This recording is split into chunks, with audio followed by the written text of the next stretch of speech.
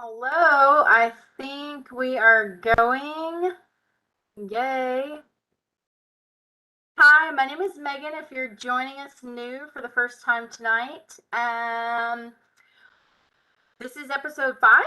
So, our house is looking like a house, and I'm actually kind of excited at how quickly it's coming together. Some days it feels like it was slow, and some days it feels like it was fast. But if you're joining us live, then give a shout out in the comments and let us know where you're joining from. And if you're catching it on the replay so that you can fast forward through all my talking, totally understand that as well. Um, Today I actually usually I have like a little list and a plan for specifically what we're going to work on, and right now we've actually got the bulk of our modeling done, and I I really don't have an actual list. I'm just thinking we're gonna look over it and see kind of what needs doing, and then we might get started on some of the construction documents because I do want to document as a part of this process. And we're gonna keep it really simple and basic. But yeah, let's get started. So go ahead and share here. Oh, I have to tell you one thing. So if you've been joining us, you will know that I was not happy with these windows and doors.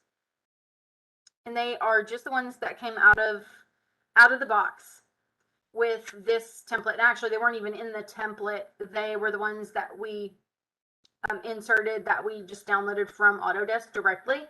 And I wasn't pleased with them. The trim wasn't functioning properly, and there was a few things that I didn't like the muntins, just didn't like them overall. Now, for me specifically, and probably for a lot of people out there, this is not a problem necessarily, because like I said at the very beginning, I have a template that I've been refining for a dozen years, and so I have all of my window families that I want, and anytime I need something, then I just create it or adapt something that I already have.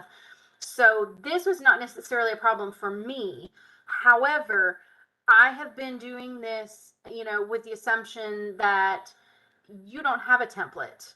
And, if when you're starting out, if you're not working for a company, if you're just doing your own thing, when you start out, unless I don't know if you can even purchase templates, I don't know if that's a thing. I've said before that I wouldn't even sell mine because it's priceless to me, it's proprietary. So it might be difficult to buy one. But if you start out with this template right out of the box, it's just it takes some time to develop it and make it just right for you. But I'm operating under the assumption of somebody that doesn't have any of these things, and we're just adapting things that actually come with it. So if you buy this software using a free student license and you don't have any money to spend on anything, that you can adapt what comes with it. So that's what we're going with. The other thing is that previous versions of Revit had these families that came with them, and they just changed a few things for 2022. And I've been using 2022 for, I don't know when it came out. I think I started using it maybe a couple of weeks after it came out, so a couple of months now, maybe a little longer. And I didn't even notice that this was a thing because I used my own families until I started doing this tutorial, and I was like, whoa, what's going on here? So if you were using these previous versions, you probably would have already had these families, even if you only started with 2021. If you started with 2022, this would be what you have to work with. And so for anybody who's like, why is she spending so much time doing this? This is the assumption that I'm going with. If you just started with this and you're forced to use these families and you don't really know how to do them, that's what we're doing. So, but instead of taking time with this live tutorial to mess with those, I went ahead and pulled one of these windows and I went and edited it and I made a video. So if you want to change your windows and you're like, whoa, how come her windows look like totally different and way better and they're awesome? It's because I did that yesterday, and I just posted a video of it last night. So you can, follow along today, and then if you want to go change your windows so that they look like mine, or know how to change them to make them look a little bit better, then go later on and watch that video. It's just under Revit Families in a playlist. It's literally the only actual video that I have with a bunch of lives. So you can check that out, and that'll take care of the windows, and that made this look just heaps better. So now we're going to jump in. Let me get my house sharing here. I'm really going to try and keep this to an hour tonight. So kind of wherever we are, we're going to stop, just because I feel like the more that we go with this, the better we get at being able to just go faster. So if there's anybody out there watching live, y'all, please let me know if you can see me and you can hear me and everything. Otherwise, I'm just going to assume we're good. So here we've got our house. And we've got our topo in, and we have got our pad in. We did those last week. And I'm going to show you a little bit of a close-up of these windows. So we've got some actual muntins in. They just had some like lines on them before, and I don't know what the heck was going on with that. So just looking at this window, I've got it to where my trim is actually starting at the frame of the window, the casing, which this is a little bit more accurate to what this would look like in real life. I will say, and I've heard other people talk about this too, so I think I'm not the only person who does this. In real life, when you have casing trim around like doors and windows and stuff, there's always this little bit of a reveal. Well, maybe not always, but typically. I actually don't do that because the way that Revit shows things, when you get too much going on in there, it just looks cluttered. So I will typically go for the cleanest option, and that for me is just aligning that. So we've got all these windows. I've adjusted them. Oops, and that one, see, we got to do a little bit more adjusting. So I'm going to go catch this one. I missed that. We've got a material. Yep, we need to change that to sash. So just catching some cleanup. As I'm working, I'm very often, you know, kind of complete something and then just go look around a little bit. You know, I was in here with this yesterday and I didn't see that. And so sometimes, you know, you close it and you come back a few days later and you just see something that you didn't see. And usually the longer you leave it, or you might change your mind on something, but this is looking pretty good right now. I'm going to look at the inside. I'm going to get rid of that view so I don't accidentally scoot it around. So our inside, really quite straightforward. We've got to get some things in for our bathroom, which has nothing in. And the kitchen is super, super basic right now. We're going to keep it pretty basic. But right now, and I want to show something with this window family. So you go back and watch that video. There's no talking. It's just be editing these windows. That's it. It's just got music over it and there's no talking. So you can just follow along. And if you have questions, because I'm not talking, then you can go check it out. But what I did was, this is how I have most of my window families set up. I have an exterior trim and then I have an interior trim, but for the interior, I have two different options. So this one, oh, and we've got some weird things going on here. Okay. So I have a basic interior trim and I have it's a little funky there, but I have a basic interior trim and I have one with a sill. So they are instance parameters. So that one, I've turned off the basic one, and then see for this one, I will turn off the sill. Now it's an instance parameters. Remember, we talked about this. These are the same window type. These are both exactly the same. So if you look over here in a property browser, they're the same. But the instance parameter is for each instance of that family in the project. So I can change that. If it were a type parameter, then it would change it for all of those types, all those instances of that type. So why would I want to have a basic trim like this on the inside? Because like, don't all interior windows have that? Not necessarily. If I'm doing like clear story windows or anything up high, that is going to be out of reach of where I'd actually want to sill, I will trim it out like this, just pretty much, just very simply, like similar to how you do an exterior. And this is just a basic, like a 1x4 trim, super simple. But in this case, since these are all down low, I do actually want it with a sill. So I'm going to have to go through here and I'm going to turn off the basic trim and on the sill for all of these interior windows, because they're all going to have that. Got a hair in my mouth, y'all. Might have to do with the fact that a cat jumped up on the back of my chair right before I started this. So you can kind of see how they're like both visible here. It's not super cluttered. You kind of have to get up close, but this sill, basically the way that I've done it, it's just splitting the trim, and I've got the exact same trim down below it. So that's why you're seeing that line there at the bottom. So, and I could also do select all. So I picked one of them and I can type SA and that will select all of that type, all instances of that type. So then I can go in here and leave the with sill checked and uncheck the basic, and that just takes care of all of that. Now I've got, I'm not exactly sure what's going on. I'm going to see if I can paint that.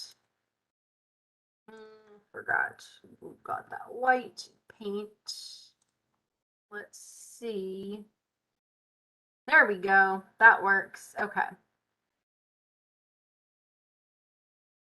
feel like there's something kind of weird going on with that, but I'm gonna, well, let's go ahead and check it out. I'd rather that frame is recessing back from the wall, and I don't want it to do that. Okay, so basically we went to edit it, and I'm gonna grab that frame in there and lock it to the edge of the wall. And I'm pretty sure that I did that for the exterior as well. I already did that. Okay, so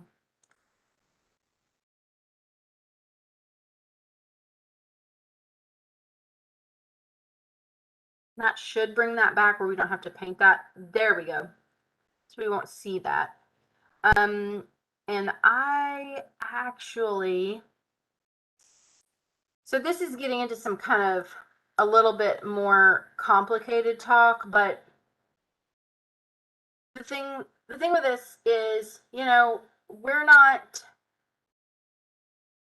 playing Minecraft here.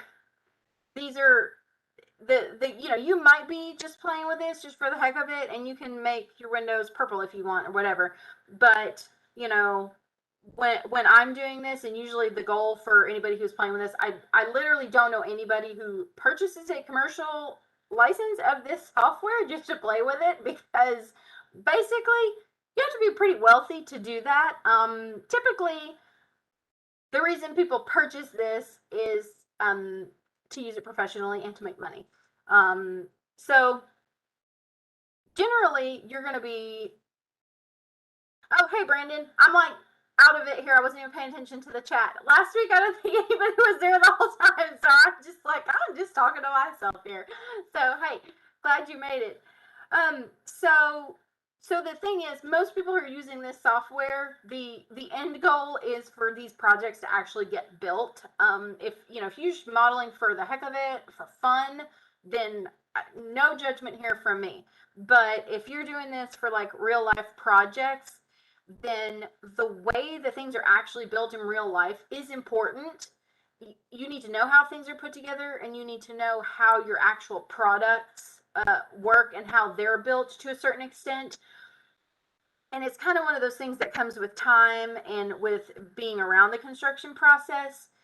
And I've kind of, like, if anybody's actually listened to all the words I've said, they'll be like, oh, Megan, you contradict yourself there.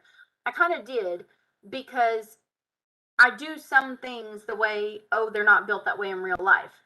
But I don't just do that because I just want to do it willy-nilly however I want to do it. I do that with an understanding of how it's actually built, and also being realistic about what's actually needed on my plans and what my builders are actually going to pay attention to.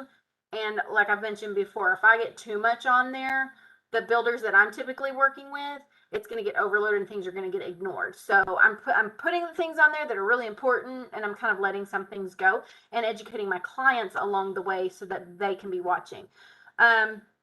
So it's good to know that, windows, if you've ever purchased windows before, sometimes they're all one color. I can see my windows here in my office. These are vinyl windows, and the frames, kind of like, I don't know if I can do this. Okay, I feel like Vanna White here. The frames of the window around the edge are white. The sashes, y'all, Vanna White's job is hard. The sashes are right here, and I'm also looking at like a tiny little thumbnail of my face. The sashes are also white, and the muntins, the grill, are also white. Everything's white. It's common these days to have multiple colors. So you could have black sashes, and this is really common. Almost all of my projects currently get black windows in them. But the thing is, if you have black windows, usually your sashes and your muntins will be black, but your frame may be white. So if you're having your trim. So this is one of those things where it depends on what brand of windows you're using, what type of windows you're using. If you're using vinyl windows, which are a lower end, less expensive product, you're going to have fewer options. If you're, going with like Anderson 100 series Fibrex, you might have some more options. If you're going with an aluminum clad wood window, you're gonna have different options. Like you're gonna have colors for your wood, for your frame, for your sash, and then there's gonna be a color for your aluminum cladding on the exterior. So these are things to pay attention to. You might have a different color on the sash on the interior, and so I typically like to have different materials set up in here, and I'm going to see, since this wasn't originally my family, I'm going to look at this. They have things named a little differently than what I would, but there is an exterior frame material and an interior frame material, and so what I'm going to do is I'm going to change both of those to white, because we want the frame, that's the actual window frame that goes around the outside, we want that to be white. And that's why you have an exterior and an interior, because you might have a situation where the interior is going to be, and see, this is a problem. So we're going to go and edit this family again. And now if you have not done that video, which I didn't really announce or anything, I just kind of did it, you're going to have to go play catch up. So I'm going to actually make this color, because what I need to do is reassign some of these. So this one right here, this is the actual window frame. This, we click on the with the parameter where it's associated, that's interior frame material. That's fine. Actually, it goes all the way through it. I'm going to leave that alone for now. This one right here is also going to be attached to the frame, but we need a parameter for sash, because these are actually the window sashes, and that's what they need to be. So we're going to change both of these to be the sash, and then we're going to load that back in there. And it won't have a material assigned to it. Oh, it did. Okay. So let's just double check this, because I think these work. Yeah. So sash, it automatically went to sash. Boom, there we go. So now we've got a white frame and just our sashes are black. And let's look at what it looks like from the outside and make sure there's nothing screwed up out there. Yep, totally something screwed up out here. And that they did have that sash broken up. So we got to go back and edit again. And yes, on a daily basis, sometimes I end up going back and forth a lot, because you can test things in your family, but this is the exterior. That's for sash. I'm gonna figure this out. I think these might have been backwards. I think they had the window thing backwards. Either that or, that is all one thing. This is really confusing. Okay. We're going to figure it out. Oh, it's going to be the, I don't know what it's going to be. Exterior frame material. No, we want that to be white. Interior frame, exterior trim, interior trim, glass.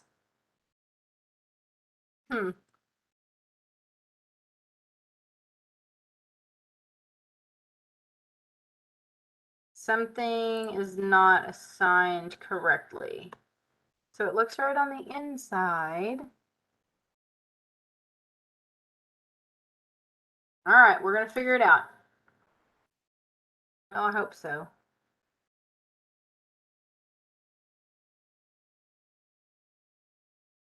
Really, really, really strange.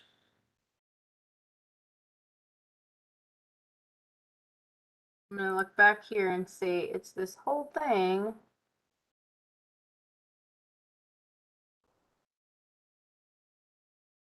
And this is where I was getting upset with these families because everything that I'm looking at is everything's set the way that it should be set. Everything is assigned the proper material. Let's try this and just see.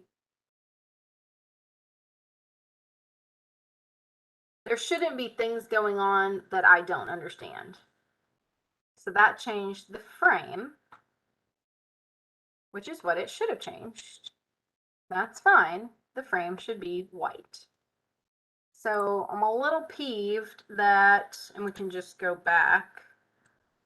I'm a little irritated that that's not doing what it's supposed to be doing. I kind of wonder if there are like two things that are over top of each other.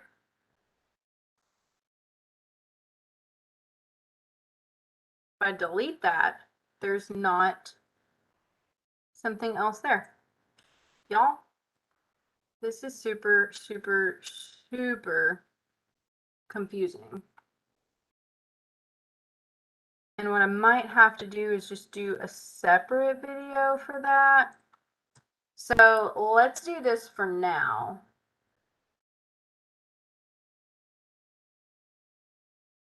I'm just going to change that back to black. We can just click back and do that. I can. Okay. So I'm going to leave that frame right there, and I'm going to have to figure that out. There might be another window editing video because I thought I caught everything, and apparently I did not. So let's go ahead and say that this is still definitely better than what we were working with before, and we've got our sashes on there, and let's see if we even want sashes in here. Yeah, we can leave that for now. So I think last week I messed with these doors and got a trim showing appropriately on the doors on these. I think something different was going on. But what I'm going to do, we actually went in and edited that family so that has a trim. I'm actually going to do a trim in place. And I'm going to model this as a custom in place family because I do this for trim a lot. But the thing to know is if you're working in Revit LT, you can't model custom in place families. So if you're in Revit LT, you'll actually have to take this family and edit it, or you can just make a trim family, or I think there might actually be a trim family, but I'm gonna just out of the spirit of showing different ways of doing things, I'm gonna go ahead and show it. I'm gonna make it a wall.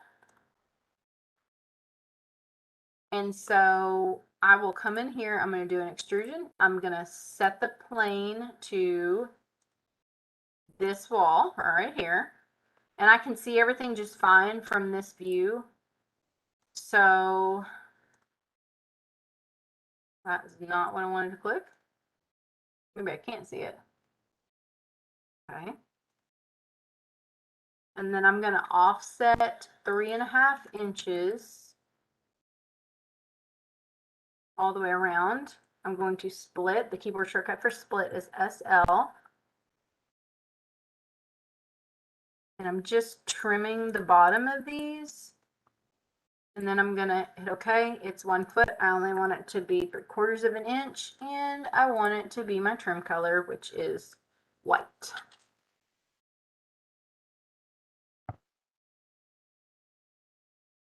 And hit OK. And then finish. So there. That was just a quick way without having to do any family editing. I just did that trim right there. And I do this all the time with windows that are either mold together, or I like to leave 6 inches of framing between my windows, depending on the style of the house. I think that looks really good, and it gives you, if you're doing a lot of windows and you don't have to calculate wind loads, that's a good way. You've got extra framing in there. Keeps your wall nice and strong. So we don't have trim on the exterior.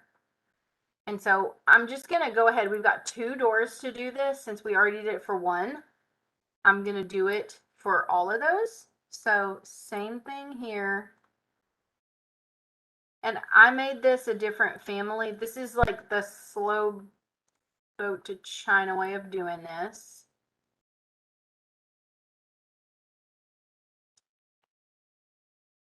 Going back and forth between views.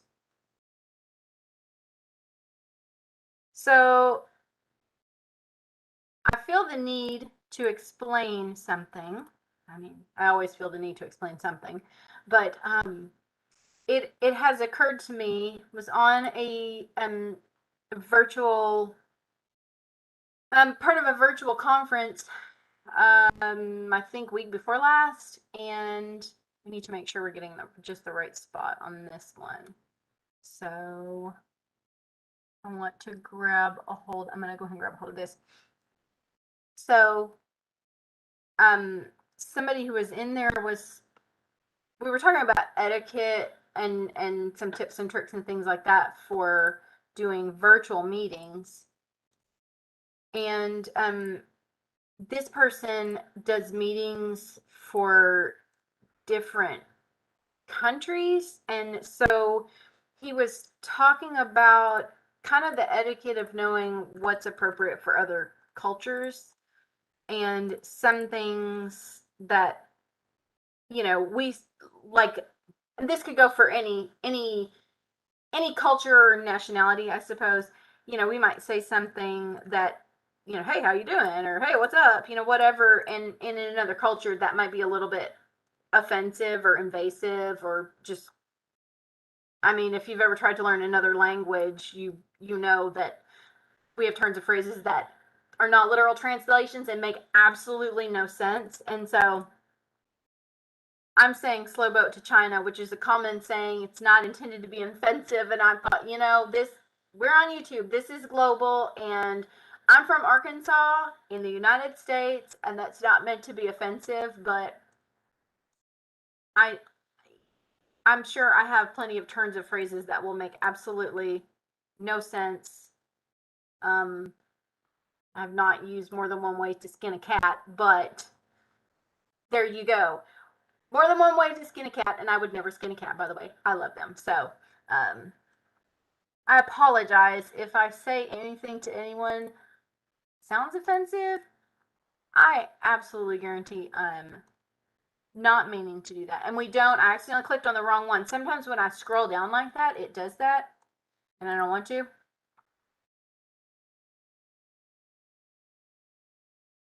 If you're from another country, you might have more of a problem with the moments when my accent gets thick. Brandon, you're from the same state. You can understand my hick speak. I've got to set my plane. I think my accent has its moments. And I think it probably gets worse the more tired I am.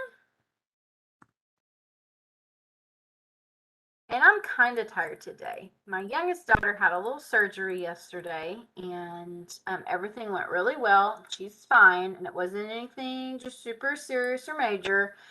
But people are a little sensitive. Okay, there you go.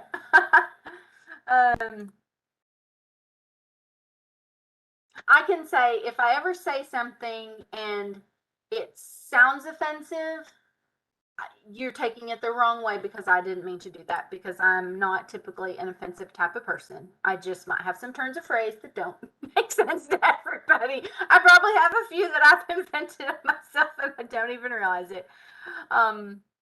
But yeah, I got up at about 4 o'clock yesterday morning, which for my husband, that would be like sleeping in.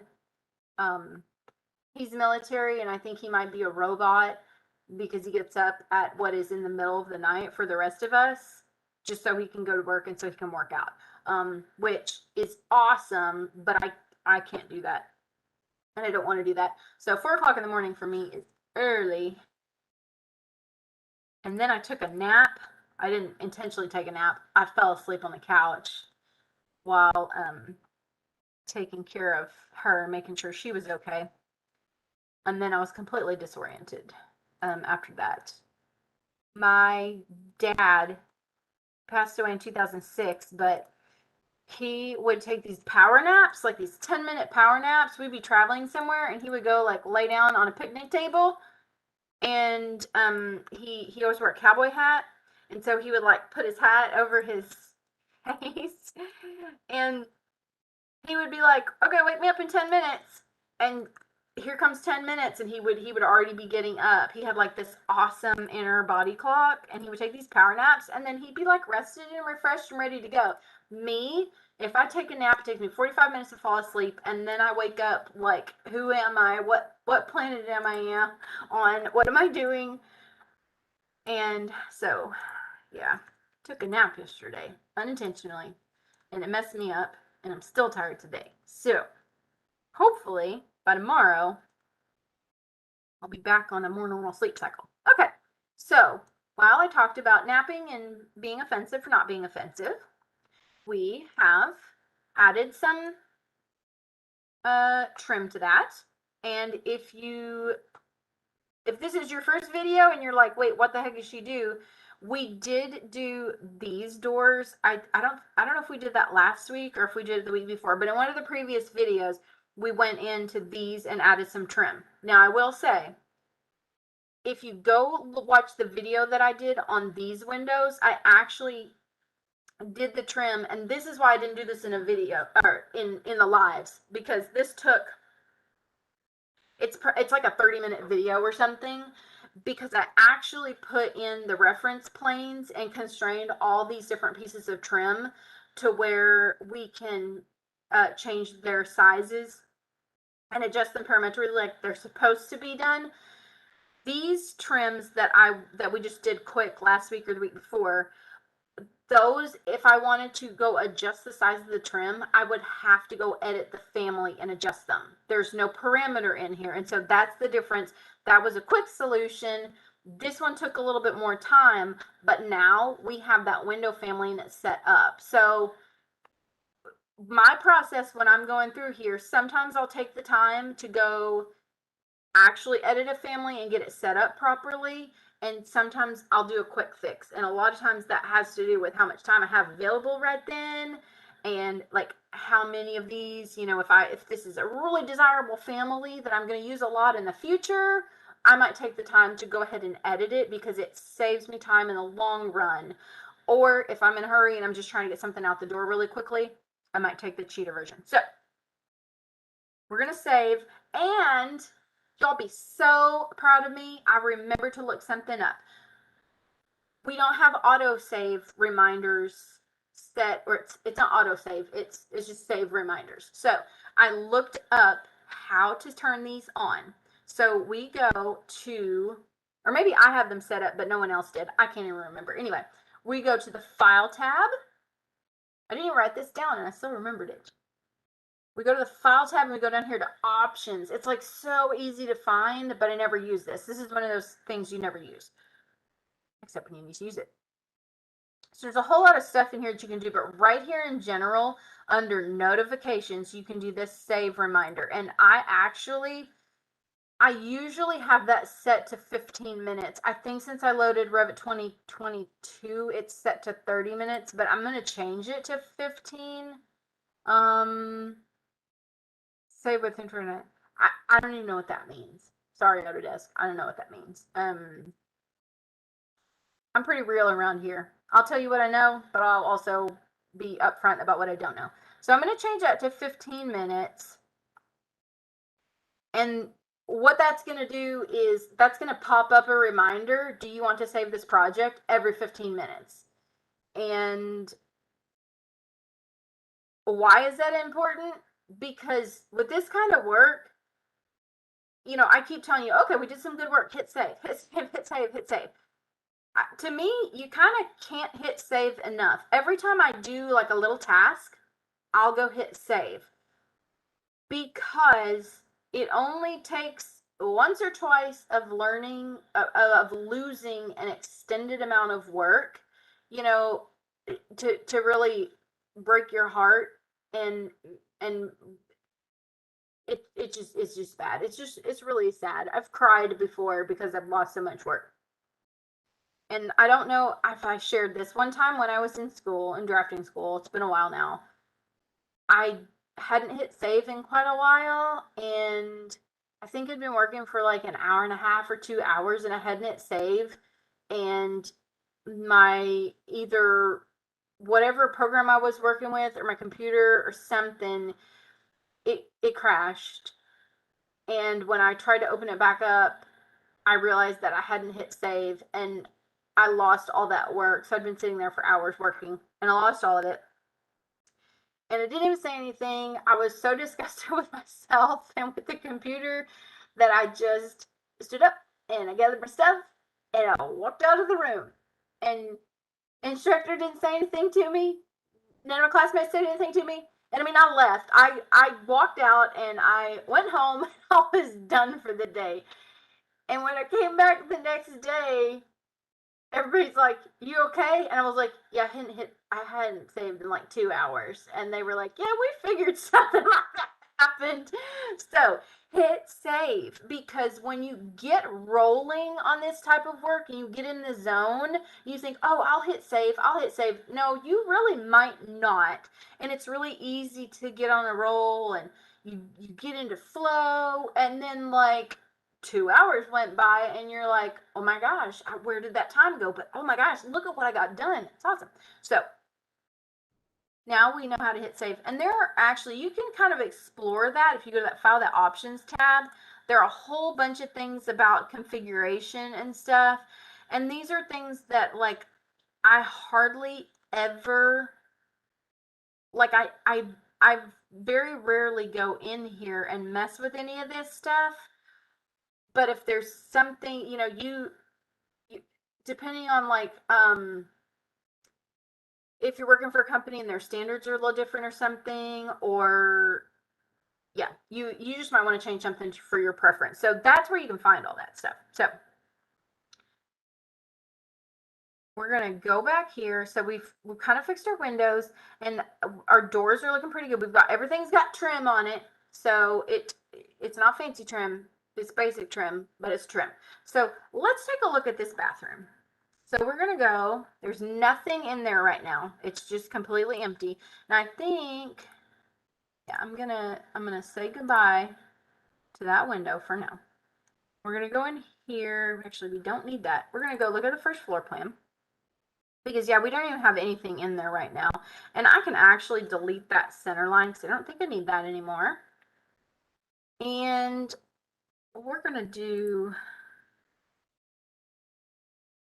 see, there's something that's bothering me about this, and you lost audio? Oh no, can you hear me now? I don't know when you said that.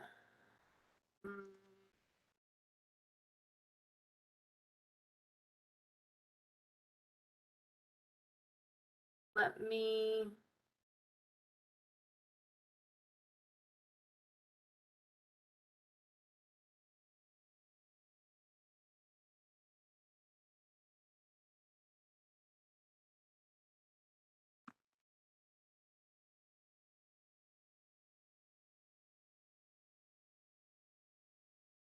Okay. I'm going to keep talking, and hopefully that was just Brandon who lost audio and not like I did. I'm showing that I still have it. So, I hope everybody can hear me okay. We're okay. Oh, no. Okay. Well, I will say, well, can't say it out loud because y'all won't hear me.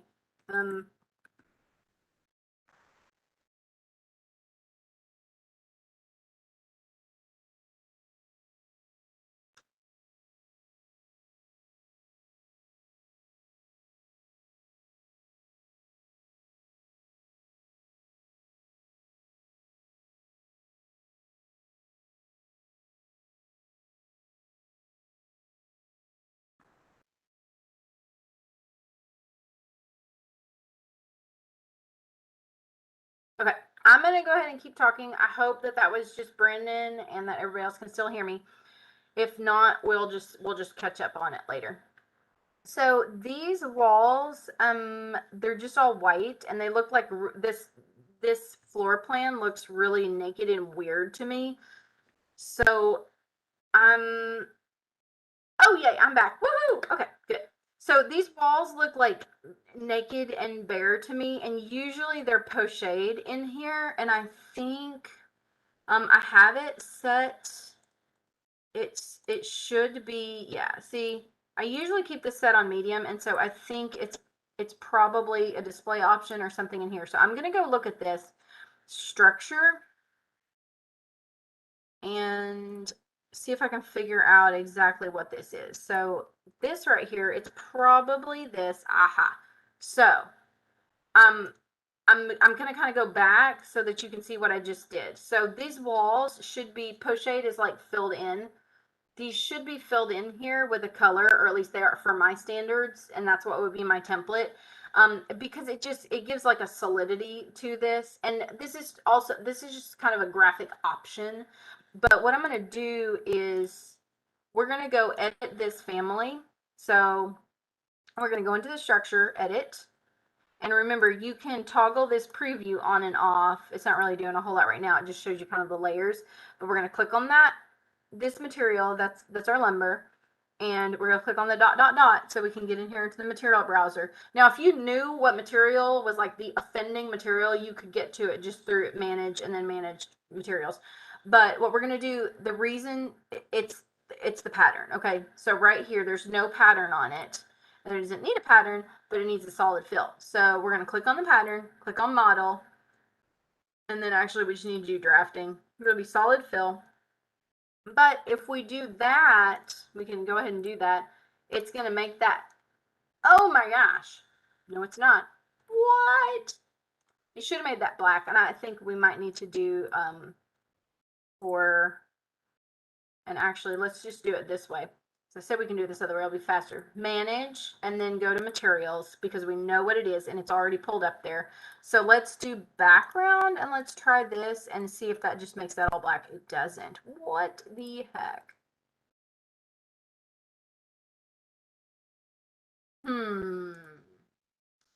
Okay, so it might have to do with the cut plane. Let's look at this. So let's go to the view range over here.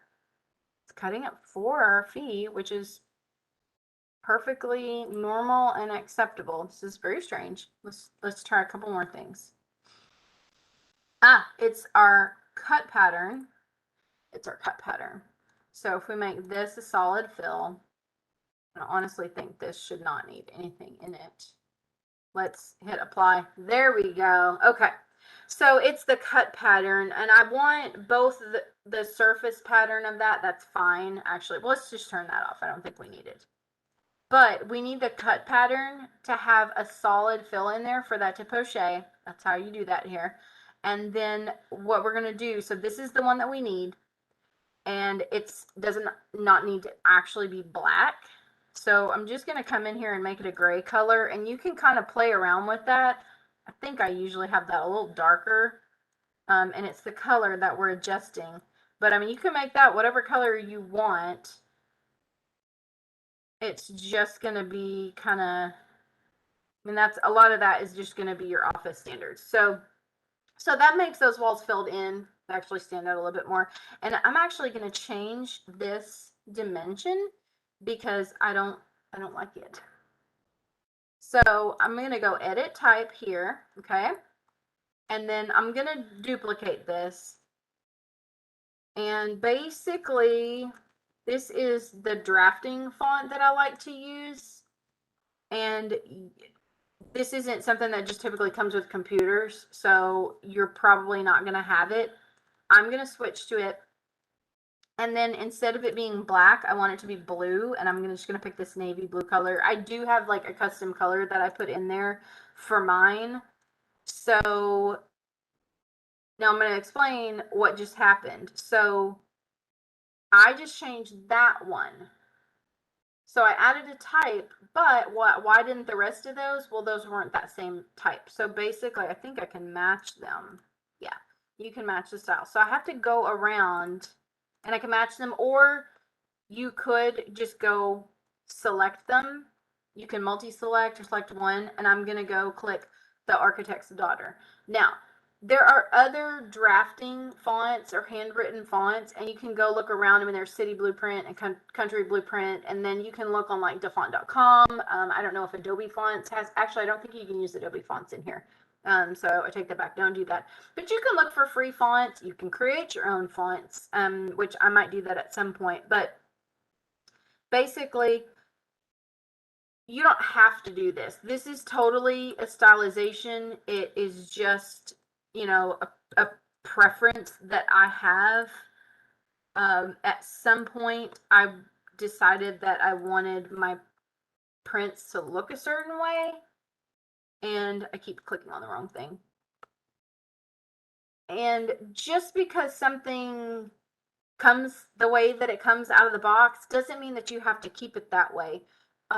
You, especially if you're working for yourself, you can tweak things, make them look, I mean, you know, construction documents can be artistic, and you know, I've learned to stylize my drawings so that they look the way that I want them to look, and I tweak it over time. You know, if I get tired of something or it looks a little out of style, or I just get bored of it, that doesn't mean that I do that, like, you know, every project. You know, I will typically keep, you know, a style for usually a few years, and just over time we just kind of update things. So now these prints look a little bit nicer. I mean, we don't really even have prints, but this floor plan. So we've got our walls pochade, and then we changed that just to make it look a little bit nicer. So we're going to work on this bathroom, and we're going to see what we find. We're going to go to the architecture tab, and we're going to go to component, and I don't know what's loaded in here. So we're going to click the drop down box, and let's just type in tub. There's nothing in there. Let's do shower. There's nothing in there. Okay, so we're going to have to load one. Now, I'm going to click off of that.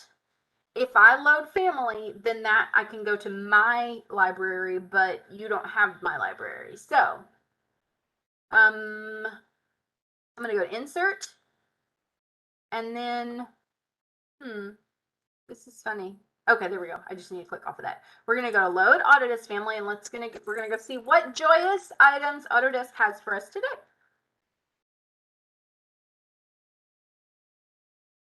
All right. Tab. Let's just see what they got. Gotta hit enter. Oh, it's giving me tubes. I don't want that. Okay. Here we go. This is what we want. This is in the bottom right corner. It's a tub rectangular 3D. Now you can put a 2D one in there, but it's just 2D. So if you're not doing any kind of 3D axon views or anything, no perspective views, that would work for you, but you have both of those available. So here's the thing about that. And I use this family all the time. So we want to pick this one, okay? It only comes in one size, and it doesn't want to go on a floor. It wants to go on a wall. So, okay, we put it on a wall. Now, here's the thing about this. I'm going to dimension it, and Now, why did that do the old way? Because I didn't select a different one. So I'm actually going to go back and I'm going to activate my dimension tool, and then I need to go over here and pick that one. So I'm dimensioning that. That is only 30 inches wide. That is a narrow tub. Now, if you're in Europe or Japan or something, you might be like, that's perfectly fine. I don't know exactly what your standards are. For the United States and for the vast majority of my projects, that's too small. 32 inches is technically standard, but 36 inches is comfortable for most people. And I'm not a large person, so if I think 32 inches is too narrow, it's too narrow. So all of my projects, pretty much, if you get a standard tub in there, I'm going to change that. And how we do it, it's going to mess with those lines a little bit, but I don't care. We just roll with it. We're going to go ahead, edit type. And it's weird. I don't like how they list this. They do width as you're looking at it and depth like that. That's not how I would look at that, but it's the depth that we're going to change. And we're going to change that to 3 feet or 36 inches. It messes with this line. I don't even care. I just roll with it. Now, this is going to be our wet wall, and we need that to be a 2x6 wall. So I'm going to split it. That was SL to activate the split tool. I'm just going to split it right there. And then I'm going to trim this and then change this one to a, well, we don't have one. Okay, so we're going to make one. We're going to edit type. We're going to duplicate. And we're going to change this to 6.5. because we need this to be a 2x6. So that's going to be 5.5 inches for a 2x6. And there we go. So I just want to align, actually, I take that back. I don't.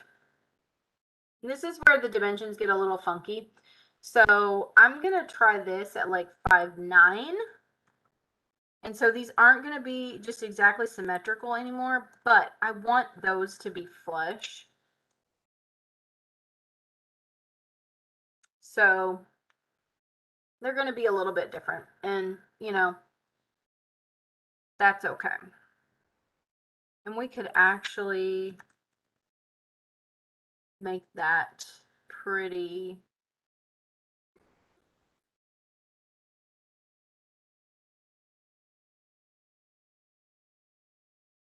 Yeah,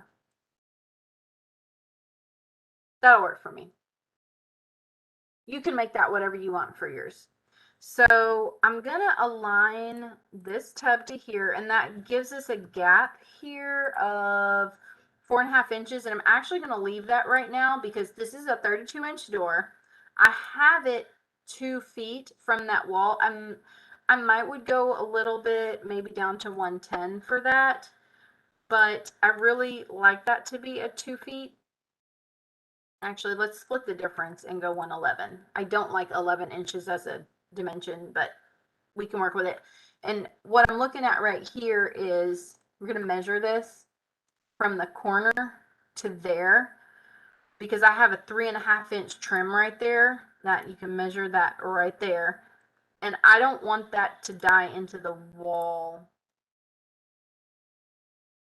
That puts it a little bit too close for me. And if you have bigger trim, I don't like trim to be crunched up in the wall unless it's intentional. So I'm going to try something. We're about running out of time here. So let's look and see if they have any good families for, oh, that went to mine.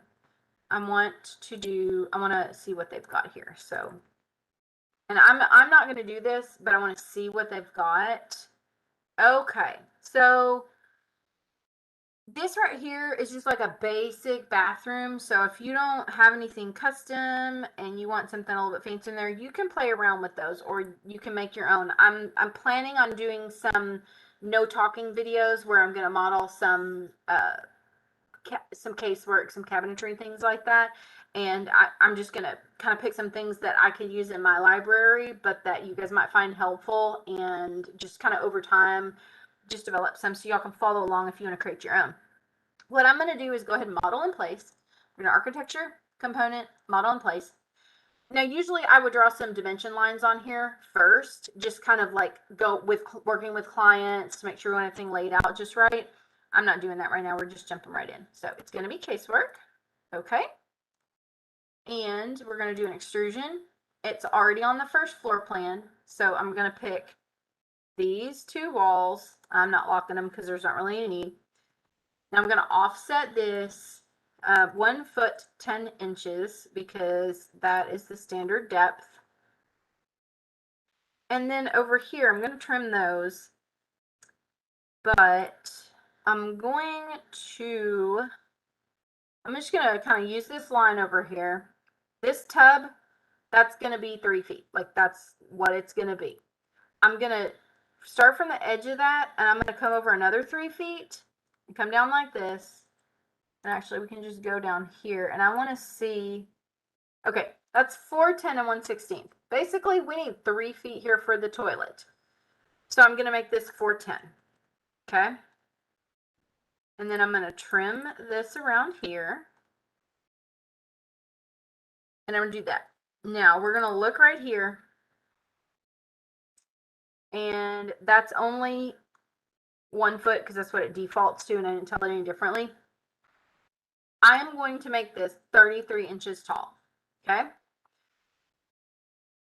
This gets into a matter of preference. So technically, the standard height for a bath vanity is, it's supposed to be 30 inches, which is the same as a dining table. But a kitchen countertop is 36 inches.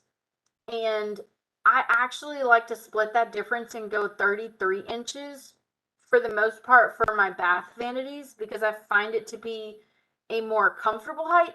36 inches in the bathroom for some reason just feels too tall to me. Now, unless you're tall, you know, I'll have clients that, you know, if they're exceptionally tall and they're building their forever home, you know, roll with that. My mantra is always, it's your house, your money, your decision, but I'll tell you what I think about it and standards. And usually if people are considering resale value and things like that, they'll kind of, you know, want to find a happy medium there. Some people are like, nope, I'm tall, I'm tired of everything being too short, and they just go with it, and that's fine. I like to do 33 inches because it feels generally pretty comfortable to most people. So I'm just gonna make it white. I'm not putting any detail in this. I'm just leaving this massing here. So I'm not putting a sink in here. We're gonna leave it because the assumption is, oh, there's a big block of white in this bathroom. That's a vanity. And what we're doing right here is what I do for my basic plans. And we get a reminder, we're going to save. So then what if somebody's getting these plans, what they would do is they would just work out with their cabinet maker, or, you know, maybe they're just going to buy from a big box store, and they can do, you know, okay, they've got a vanity that is this long. I'm going to dimension it. Whoops, I'm going to make sure I actually grab the wall, not the core. So they're going to go, okay, we've got an allowance for a 4 foot 10 inch vanity right there, and that's what they're going to put in. So we're going to put in a toilet, and I don't know, surely to goodness there's one loaded, but never know. Okay, so we're putting a toilet in here. Okay, we're not putting a toilet in here yet. We're going to have to load one. We're going to go to insert, gotta escape out of there. So we can do this, and we need a toilet. Come on. I really can't believe these aren't in. Okay, so we've got a bunch of commercial stuff. Here's a 2D, and here we go. This is just a domestic, it's a residential 3D toilet. This used to come preloaded in this. I don't know why it's not. It doesn't make any sense. If you're creating your own template, put this in here. You're going to need it. So here we go. So just to show, we've got 3 feet there. And honestly, we can just make this a string. Oh, and you know what? No, I'm not going to. I take that back. I'm going back. I don't like things that show 16 inches on my plan. I just don't like it. It's not neat. But what I'm going to do is I'm going to draw a line in here. And this is what I use these detail lines for. And I'm going to put that toilet centered between there. And said I wanted to do an hour, but an hour is like really short. Now, I'm going to hit save. This is a very basic bathroom layout. Do I need this much space for a shower? No. For a standard tub shower unit, I don't. I only need 5 feet, but I've got more than that. Why do I have more than that? Because of the door. So I can pinch this down and make this smaller. What happens a lot of times, if I make this just what I need for this, and then I go here, this gets crunched right here. And I'm sure that you have all seen bathrooms that are like that. And, you know, it's not the end of the world. Or maybe the door is smaller. I won't go smaller than 32 inches on a bathroom door, period. That's non-negotiable. And it has to do kind of with accessibility. But, you know, having my in-laws are emergency responders. I'm not sure if they're actually still doing it, but they used to. And, you know, hearing things from them about the problems that they come up against when they go into people's homes to help them out, they said most of the time when they get a 911 call and they go out to respond to something, somebody has fallen where? In the bathroom. And if you have a very large person, and this is getting crude, but this is reality. This is real life.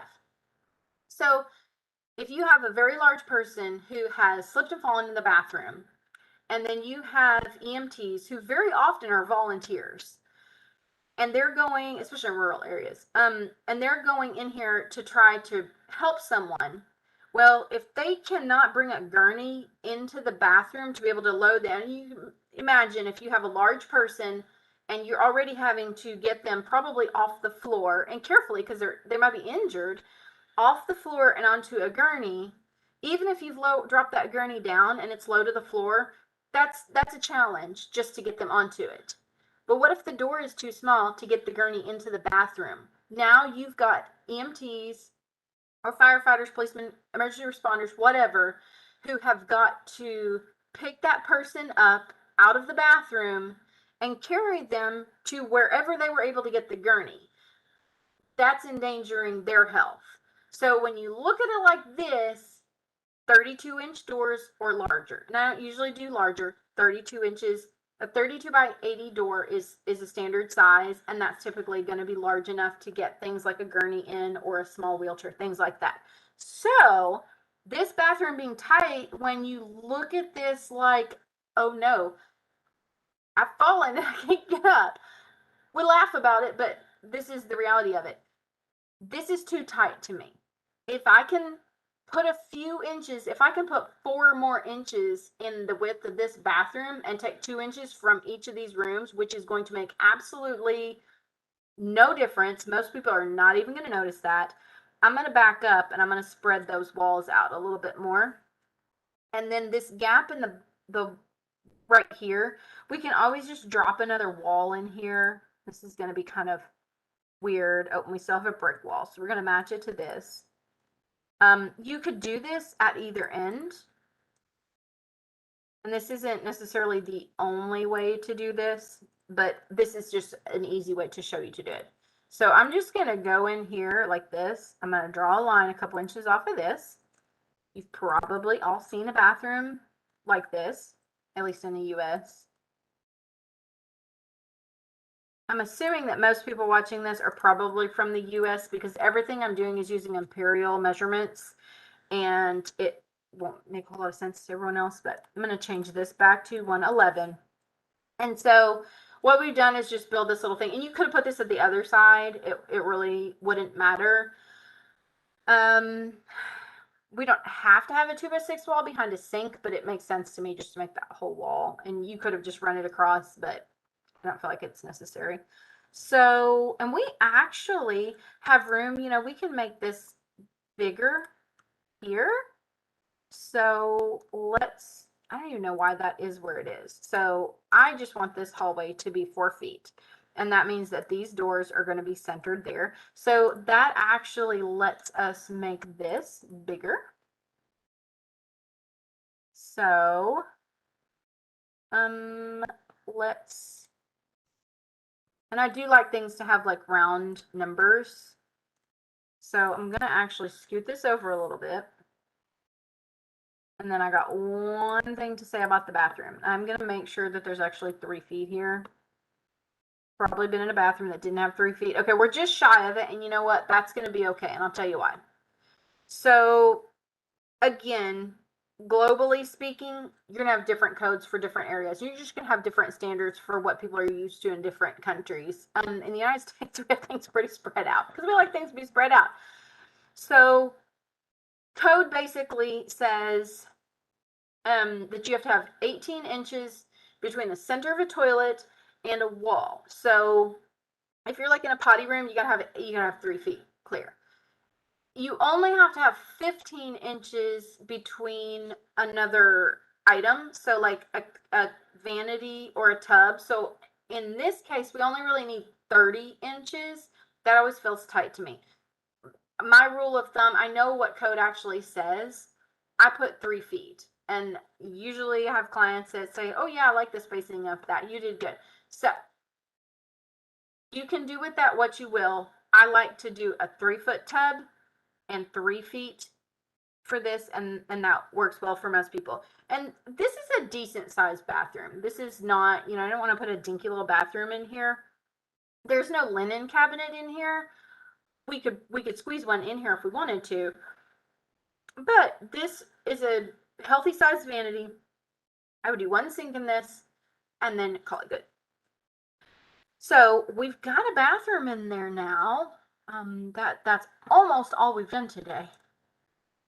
But we're slowly coming along. So let's look at what it looks like here. Ugh, do you see these colors? They look ugly. Okay, here's what we're going to do. We're going to go in here and see what the heck is assigned to this. Okay, it's porcelain linen. It looks like a weird pink. Let's go ivory. And let's make it actually white. So we're just going to bump that up. Going to be 254, 254. And then we're going to do the same thing for the seat. Otherwise the seat's going to be, so we're just going to start to type in porcelain. And yep, we're going to do the ivory. And then, so that's just going to read white. And then the tub is actually, I'm not sure. Yep, that's ivory. So that just automatically fixed itself too. So that is all that we're going to show for this, because again, basic plans. Now, we're going to do a separate series that's going to be taking all of this to what I would do like for detail. So we're going to come back in and put the detail. This shows, even looking in this 3D view, it shows what the function is in there. Looking at the floor plan, you can tell what's going on. We got a 5-foot 4-inch vanity, we got a toilet, we got a tub. And we actually do need to dimension this wall. So we're going to come over here. We're going to get that one. It's 12 feet. And I feel like I had that dimension somewhere else, but maybe not. And let's just go ahead and make this a string here.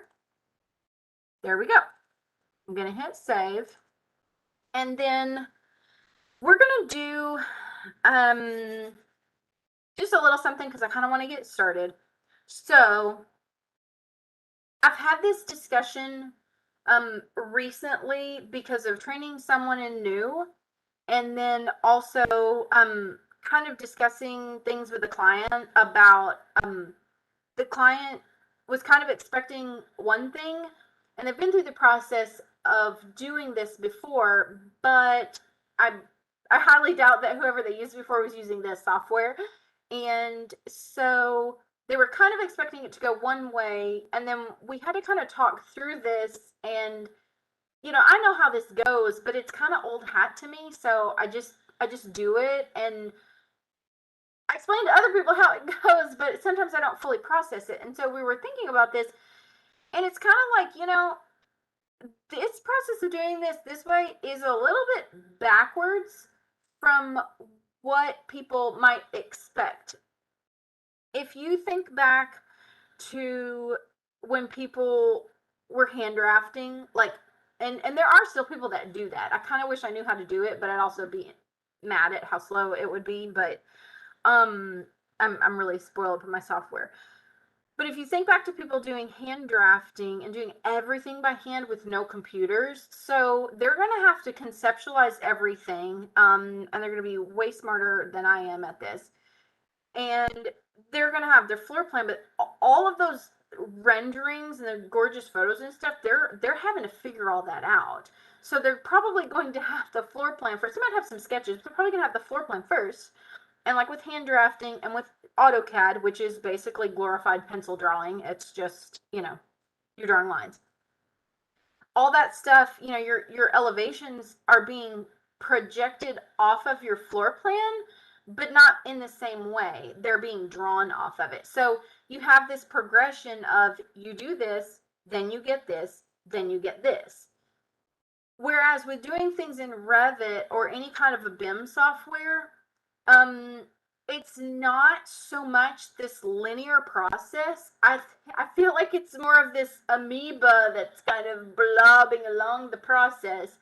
And my employee that I was training in on this, he made this great point, and he said, it's not finished until it's finished. And I was like, that's true.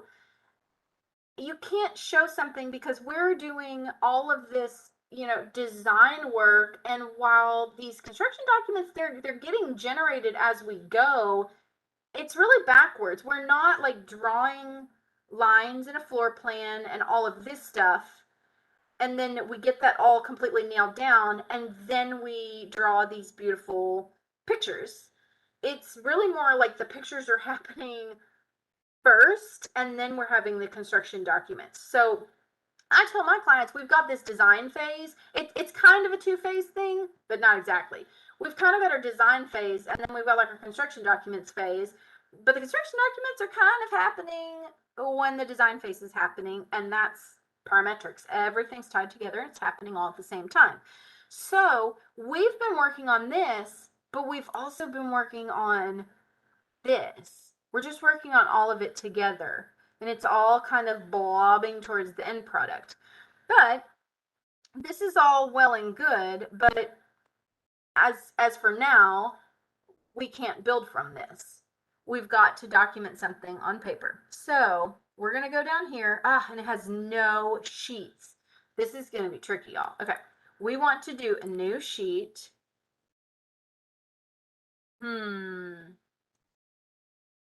Okay, this is going to be really tricky. So let me see if they have any title blocks, because if they don't have a title block, we're gonna have a hard time with this.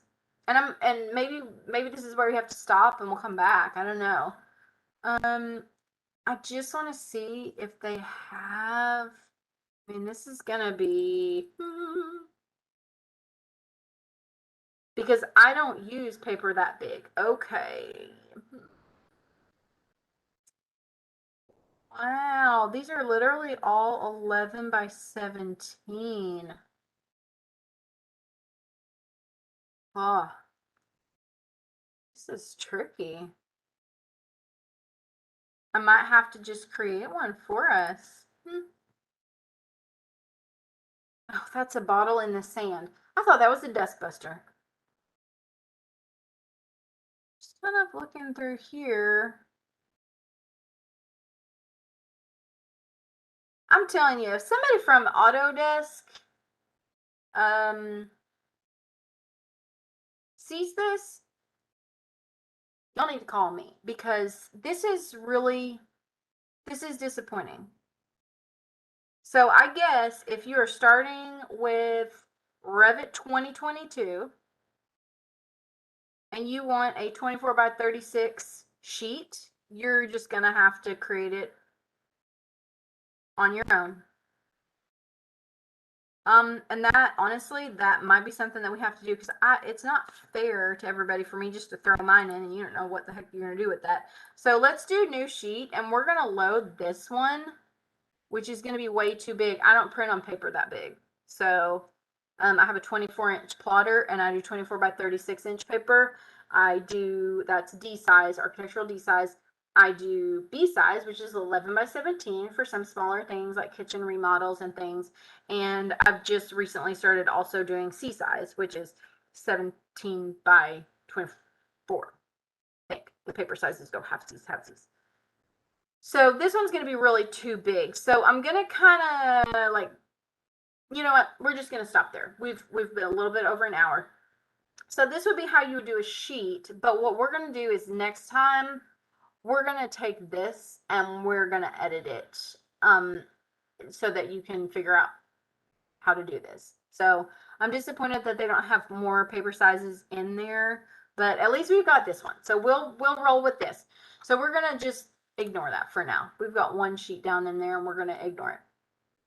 So we did a bathroom and messed around with the windows and talked a whole lot about naps and cowboy hats and offending people. So good work.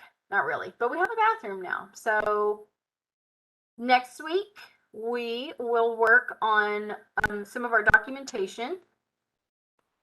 And I kind of want to go through and work on the kitchen just a little bit. And then we're going to be pretty good. We can do one more thing here.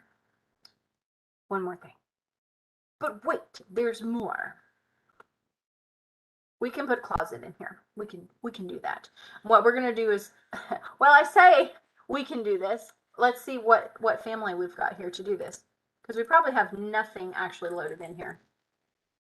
And y'all, pardon my heavy drinking. It's water with lemon and 2 raspberries that I grew myself. I've done 2 WebExes today plus this, so it's been a lot of talking, and my throat is super dry. So let's just do closet. And surprise, surprise, there's nothing. There's absolutely nothing. We're gonna go to insert. We're gonna go to load family, and we're gonna pray that they have a closet rod in here. I forget I have to hit enter. It doesn't just pull this up. Okay, here we go. Closet, shelf, and pole. So let's load that one in. And then we can go to Architecture tab component. And there it is. It's 18 inches deep, which I wonder if it has different ones. Yeah, it's got 15 and 18. So I always use 18. I will usually model mine from scratch. And what we're going to do, yeah, see, it's, no, that's right. Oh my goodness, need to eat dinner. So I'm going to click right here. And I feel like that went into like a weird place. I want it to be right there. Yes, I want to go eat dinner. That's one way to get me to shut up. If I've gone too long without food, I get the hiccups. And then I get sick. So, okay, so here we go. Well, we're going to kind of tidy up these dimensions a little bit later. So basically, this is just this simple family. And I don't know why it's like, it's not wanting me to put it right against that wall. I think I got it now. It's not wanting me to do much of anything. I'm going to actually get in here. Usually if I'm doing a closet, if I'm not doing much of anything, I might do this, but I usually do more detail. And this shows how our closets don't actually have to be that deep. That puts a good visual in that. So we're going to go here and we will look at this. And that's at just kind of a standard height. It's just the default gray. So we're going to change it to white and go in here.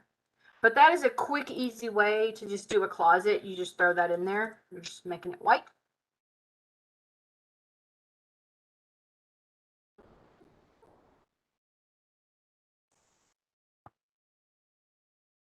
I'm not sure if that got the pole as well, but we can't see it. So let's go over here and we're going to do the same thing over here. Already be pulled up. Nope.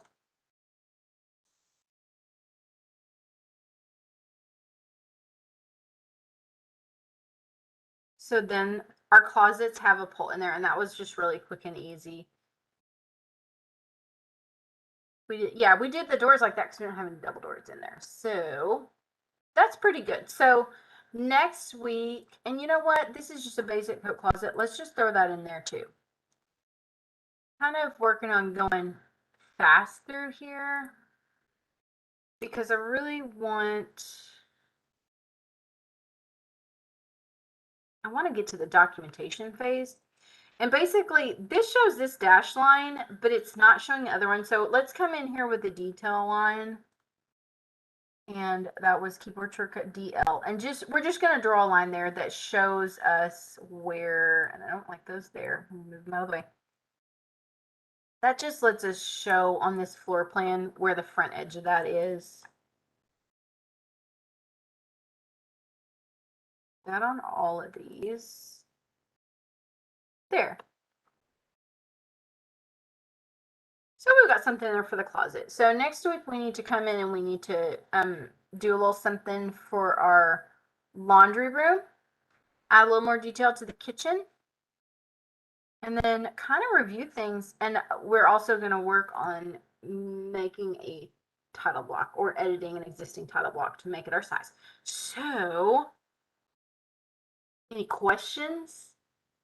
I'm pretty sure Brandon is the only person watching. Thank you, Brandon. And I smell dinner and I'm hungry. So it has been a very long work day after basically being off yesterday and kind of ready to go chill. Okay, y'all, I think we're going to call it a night. If you found this helpful, let me know in the comments. If you have requests in the comments, if you have questions about anything that we've done in here or requests for anything that you want to see, let me know. But hopefully within another couple of sessions, maybe we can get this pretty much wrapped up for our basic plans. And then we're going to pick it up kind of with another series. I don't know, we might take a little rest in between, and then we're going to carry on with the details and really dig in there, and we'll get into a little bit more of the power that Revit can show, because right now we are just barely scratching the surface. So my name's Megan. Please subscribe. If you have other people who need to learn Revit, students or maybe somebody who's a professional who just always wanted to learn, please tell them about this channel and let them check it out. This is probably the wordiest tutorial out there for Revit, and some people don't like that. I was mad about it last week or the week before, but some people are actually finding that really helpful. So if you're one of those people that likes to know all that little inside information and kind of like, okay, this is why we're doing this because this is how this thinks, then yeah, then check it out. And hopefully next week we've got some awesome footage that's filmed. I almost stopped sharing because I always forget to do that. Here we go. So next week, oh, fingers crossed, we've got some footage going on a project that I'm working on for my business, Building 313. And it's a 90-year-old house that's going to be getting some new life breathed into it. Actually was not in bad shape. The worst part about it, honestly, was that it had the original knob and tube wiring, and that's got to go. So there's a lot of demo going on, but it's all kind of like slow DIY kind of stuff. So it's a really cool project, and we're doing some awesome things. It's going to be so amazing. We're trying to think of a name for the house. So stay tuned for that. Hopefully that'll be coming out next week at the latest. And then we're just going to be following along the whole project, and it's going to be really exciting. So I'm very excited about that. I'm so happy with how the lives are going. I'm glad that this is helping some people. This is really like, I started this because I had an employee that I needed to train in on Revit, and I thought there's no point in me just doing things individually. If I'm going to make videos and stuff, I might as well just put it out there for the whole world. But I've also got an architecture student daughter who was not learning Revit in school, and she has classmates. She probably has coworkers right now who need to learn Revit. And so I would rather kill two birds with one stone, or several birds with one stone. And then, you know, I've discovered that people find this kind of work fascinating.